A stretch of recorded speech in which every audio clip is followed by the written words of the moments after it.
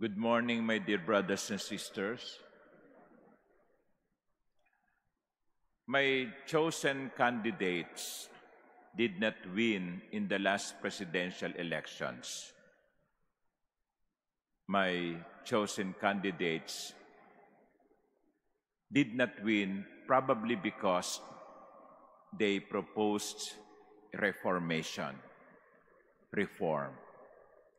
They promised that once they win, it would not be the same business as usual.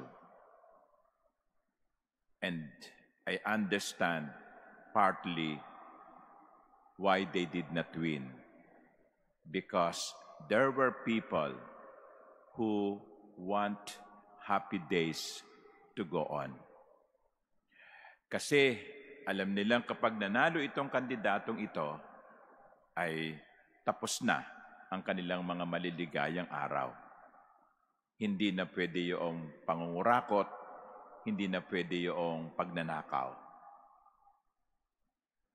Mga ginigilig kong kapatid, nabanggit ko ito, I mentioned this because there is a part in the gospel that says, from the days of John the Baptist until now, the kingdom of heaven suffers violence, and the violent are taking it by force. Ang kaharian daw ng Diyos, ang kaharian ng langit, ay nakakaranas ng karahasan. At ang tanong ay bakit? Sapagkat iba ang values ng kaharian ng langit. Iba ang pinahahalagahan ng kaharian ng langit. The values of the kingdom of heaven are different. And of course, those who do not carry or live the same values will oppose the values of the kingdom of heaven. Ang ipinahahayag ng kaharian ng Diyos ay pagmamahal.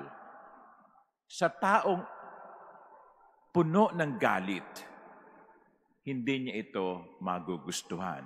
Sa taong puno ng inggit sa kanyang puso, tatanggihan niya ang kaharian ng langit. At kung minsan pa nga, gagawin niya ang lahat upang ang kaharian ng langit ay hindi maipahayag at kumalat. That, I think, is the message of the Lord. There will be opposition to the kingdom of heaven because the values of heaven, the values being offered by the kingdom of heaven are different from the values of the world. Ngayon, ang tanong ngayon ay ito, ano ang mga pinahahalagahan natin? What are the things that we consider valuable? What are our values? Do our values conform with the values of the kingdom of heaven? Yung bang pinahahalagahan natin ay kaugnay at katulad ng pinahahalagahan ng kaharian ng Diyos. Hilingin natin sa Panginoon, sa pamamagitan ng panalangin ni San Juan de la Cruz, na tayo ay maging katulad ni San Juan de la Cruz. Ang santong ipinagdiriwang natin ngayon ay naghatid din o nagnais din ng pagbabago sa kanyang sariling order o samahan. Saint John of the Cross was a Carmelite, just like Saint Teresa of Avila.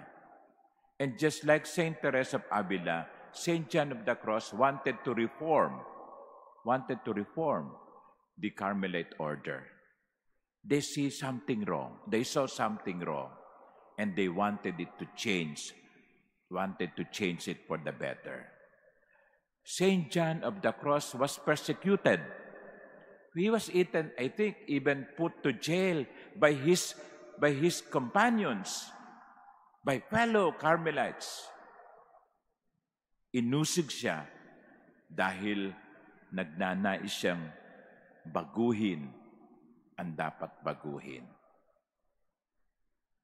And that is, I think, the price that reformers have to pay. Persecution, sufferings, even death, because they offer values that are different from the values offered by the world. Hilingin natin ang kanyang panalangin ni San Juan de la Cruz na nawa, yakapin din natin ang mga bagay na pinahahalagahan ng kaharian ng langit. Amen.